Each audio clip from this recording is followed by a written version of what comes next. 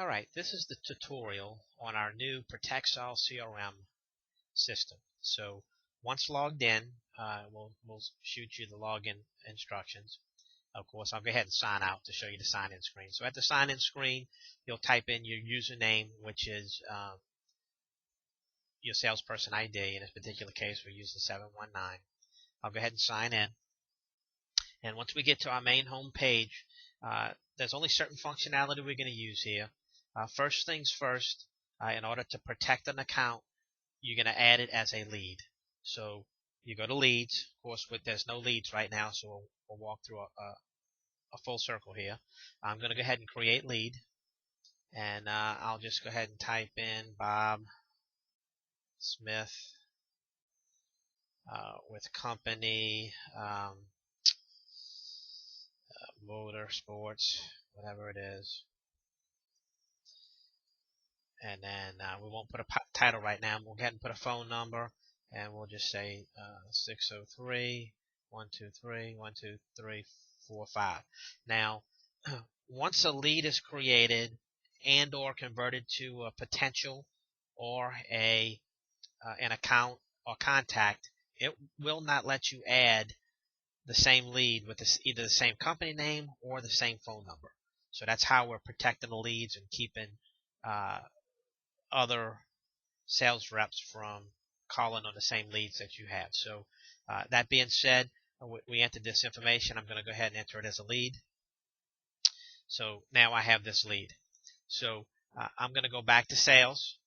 And just to recap as an overview, we have leads. Once a lead is converted, the company portion of the lead is created as an account. And the contact portion of the lead, which is first name, last name, and whatever personal email or cell phone number, goes to a contact. So there's two parts to a converted lead. Or actually three parts. You have an account, a contact, and a potential is then created. So it's a potential sale. There's now an account created and a contact created for that account, because the point of that is you may have one company but several contacts. And whatever contact you sell it through, that's the information that we're going to export over to the web store when it creates the account on the web store once it's a closed sale.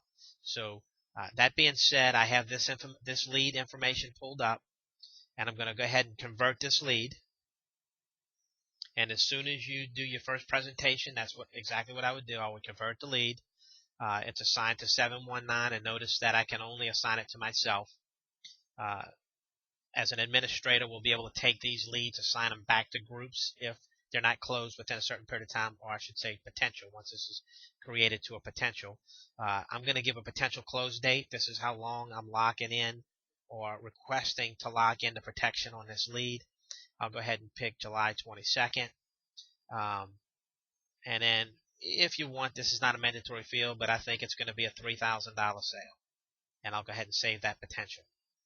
So now that that's saved, if I go back up to sales and click on potentials, you'll see the list of potentials that we have. And of course, you would see Protexall Motorsports.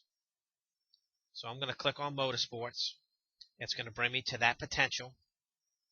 And you can notice that it's related to Motorsports because that's the company name, which I can click on, bring up all of the company information, which is where I would put the company email or anything specific to the company, cell level, which would be 0, 3, 10, 15, or 16.